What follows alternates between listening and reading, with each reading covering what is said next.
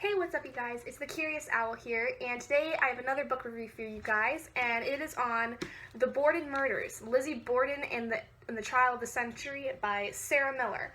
This book is a lot similar to how Truman Capote's In Cold Blood is, if you have read that.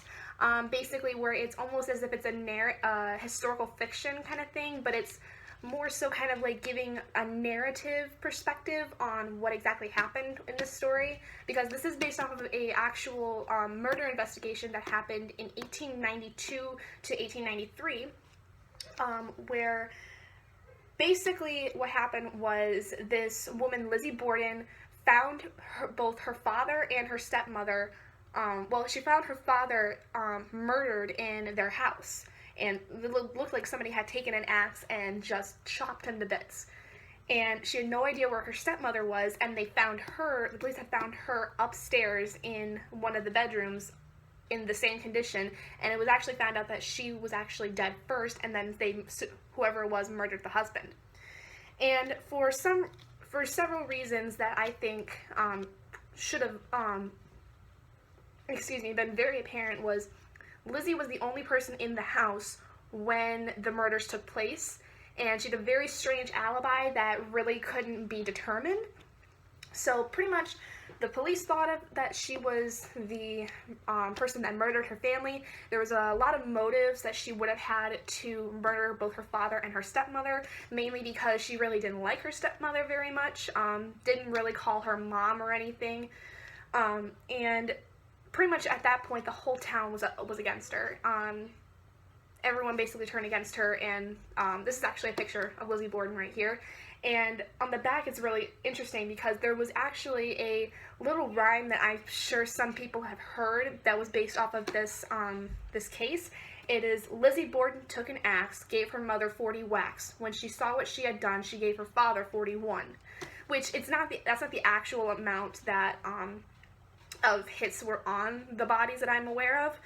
But yeah, basically this is just a narrative way of talking about the murder investigation.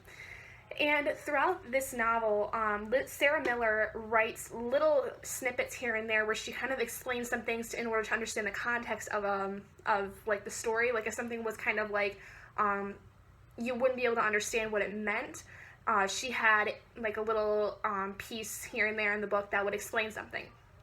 Also, there are two sections where it has pictures from the actual murder investigation. And there's actually like one like this where it has the entire map of the neighborhood that Lizzie Borden was in at the time.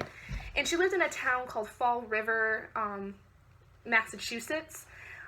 So I'm not exactly 100% sure where that is in Massachusetts, but it's apparently it was a pretty well-to-do town. A lot of people kind of lived in the area. There was like a pretty big business district not far from where Lizzie lived.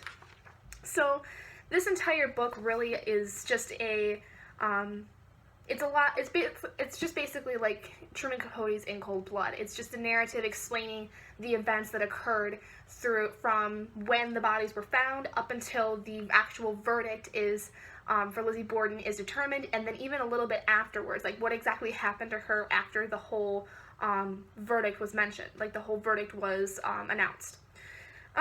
As far as what I actually thought about the book, I thought it was a really interesting story. I had never in my life heard of this murder investigation, and I kind of have a thing for like crime fiction kind of things because I'm very much into like crime TV show, like crime shows on TV, like Numbers when that was on, shows like Bones and NCIS and Law & Order SVU. Those are like my favorite shows on the face of the earth, and so this was definitely right up my alley.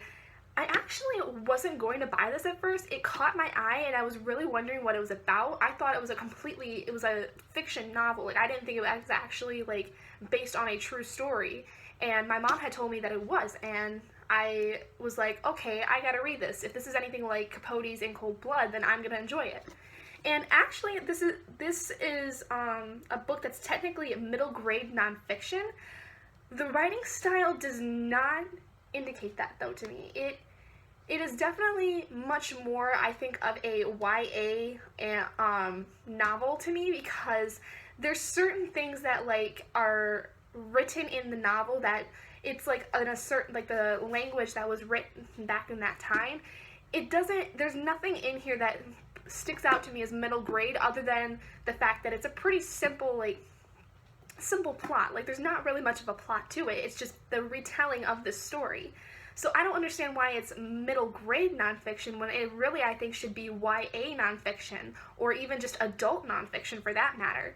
I did find this, I think, in the young adult section, if I remember correctly, at Barnes & Noble. And so, yeah, I really enjoyed Sarah Miller's writing. She really was able to effectively tell the whole story from beginning to end without much question as to what exactly happened.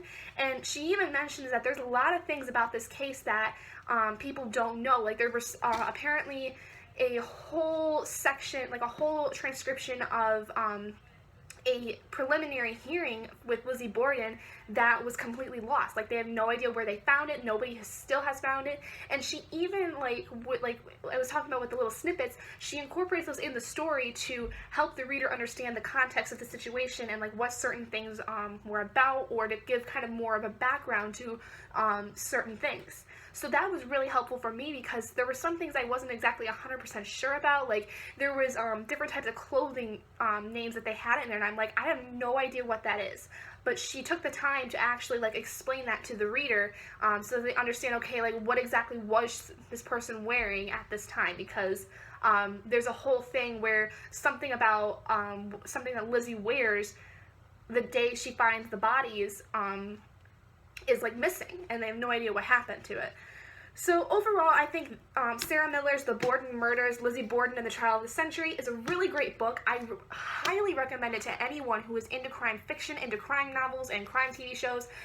If you're a fan of Truman Capote's In Cold Blood, this is definitely a very similar kind of style of writing, which is really interesting. I didn't think that there would be many other people that could follow his kind of writing style. But it's a little bit more of a modern sense of it. Like, it's a much more modern writing style for this novel. And yeah, so I totally recommend it to anyone. I would not recommend this to a middle grade student, because there's a lot of things in it that are kind of pretty gruesome, especially the details of what the bodies looked like when they were found.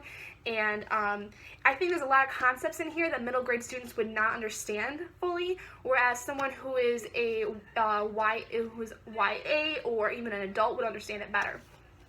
But yeah, so that's it for this book review.